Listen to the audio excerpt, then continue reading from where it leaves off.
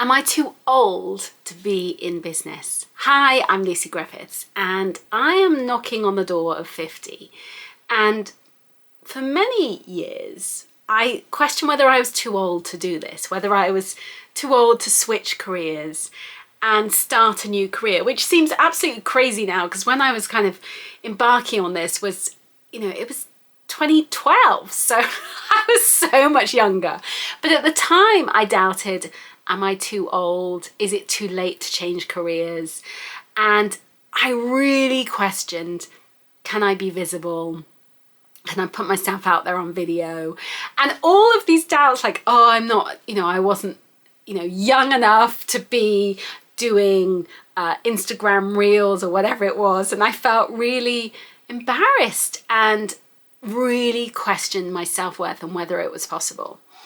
And I fast forward to now and I think, oh my goodness, what was I thinking?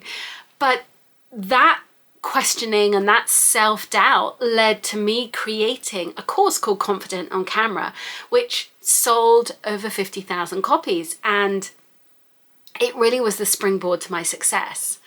And why I'm telling you that story is that we all have self-doubt. We all have limitations, and age is just a number. And use it to your advantage. Like being older, actually, there's a whole generation of women who are looking for support, who are just like you, and they are looking for, they are looking for people to help them grow their business, or help them lose weight, or feel better, or style out their house, or whatever it may be. And the great thing about being older is that actually most people are more established in their careers and they're wealthier. So maximize that and leverage that so that you can really help and make that difference. Because actually, you don't have to just think, oh, I'm only appealing to the 20-somethings. None of my clients are 20-something. I appeal to older clients. I remember not wanting to talk about this, but actually I discovered, well, most of my clients are in their 40s or 50s. And so actually it was a funny learning to have that realization that it's okay to talk about your age, and it's okay to go for it and appeal to that audience because you appeal to your tribe, okay? So make it something that's part of you and part of your brand and not something to be scared of, because it can be the springboard to your success. And talking about those feelings of vulnerability, about aging, about feeling too old, was definitely a pivotal moment for me, and it helped me to sell courses. So if you are feeling like I'm really stuck, do I do this? Am I too old? The first thing I want you to think about is actually you can show up and you can, be your best self and appeal to people. And people just want authenticity. Is such an overused word, but they want that realness and they want that connection. So how can you be you? You might feel like, well, I still want to be my best self. And, so for me, that means I've just gone and got my hair done. So I go and get a blow dry because I'm incapable of doing that stuff. So I get a blow dry, I'll put my makeup on, and then I sit here and I film. And so, you create a way that works for you in order for you to be able to make videos. And yes, you might feel like I want to be my best self, like I do. But at the same time, I still show up and I still make videos. And if you want more help with being confident on camera, I have a video all about that. In fact, I have loads of them. And I have a course that is really going to talk you through the mindset piece and everything else and give you the tech down below. But I'm not here to talk about being confident on camera. I'm just talking about the whole feelings around it. The next thing when it comes to being older as a business owner is really your mind. And I don't mean the confidence factor. I'm talking about the mental game, the focus, the staying on track because perimenopause or menopause or whatever it may be sends you a bit all over the shop. And so I find the best thing for me and focus is to have MCT oil.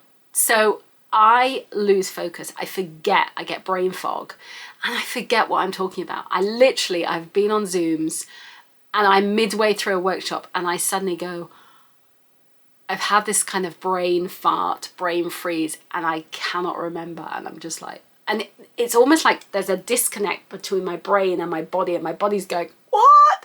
And my brain is going, And it's only happened a couple of times, but it's really scary when it happens. And so I had to look at ways of improving that brain function and cognition. And so for me, I do a couple of things. Number one is MCT oil. So this is, and I'm not an affiliate or anything. I found it through Davina Taylor, who talked about MCT oil.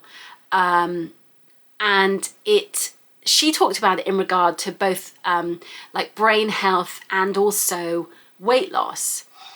And I got a starter pack of all of her, it's called, what's it called? See, there's my brain health going.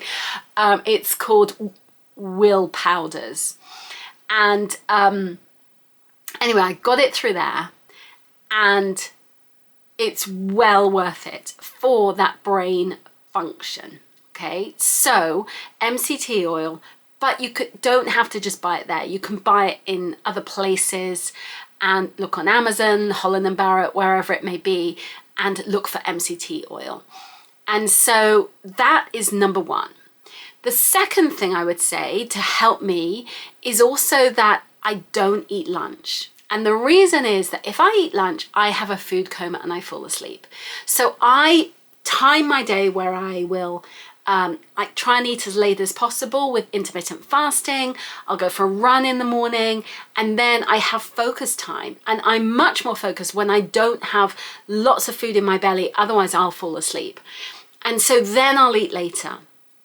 And those are things that I never had to consider when I was younger. But as we age, we have to really go for when are the hours of day when we're most productive. It might be that it's really super early in the morning. And for a long time, I was getting up at 5 and I loved those hours in the morning when I was at my optimum best. But I found as I'm going through the perimenopause journey that I need a bit more sleep. So I'm getting up later. And I was also struggling to sleep with perimenopause. So I had to shift my day around. So you've got to work out what works for you. And in those hours that are the sacred hours where you are most productive, guard them because they are your hours. And so don't allow, distractions to come into those hours. Do the thing, focus, and then you can say, right, I've done whatever task I need to do within those hours. Now I can do the other stuff.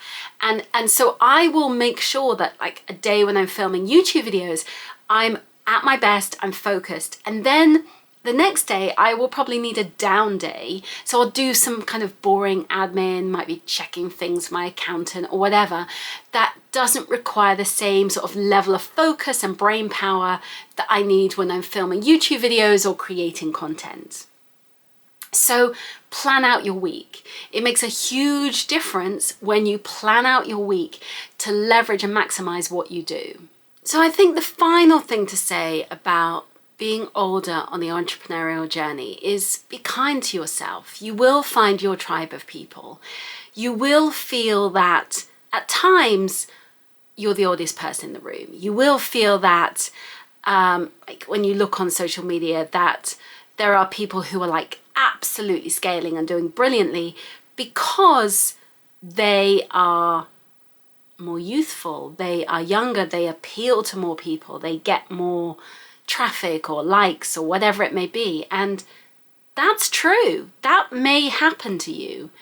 But it doesn't mean to say that you can't appeal to your people. And your people, maybe a smaller pool of people, maybe they've actually got more resources and they are willing to pay more to work with you. So don't use this as a way to feel like Debbie Downer and feel like, oh, no one's ever going to want to work with me. Yes, they will. but it's about how you leverage it and how you go for it, because people want to see people who are confidently going for it, who are showing up and doing their thing and inspiring others, and you can inspire others too. If you like this video, I share lots of videos about being on the entrepreneurial journey. And if you'd like to connect and subscribe, please click on the link below. And I hope to see you again soon. Thanks so much for watching. Bye, bye, bye.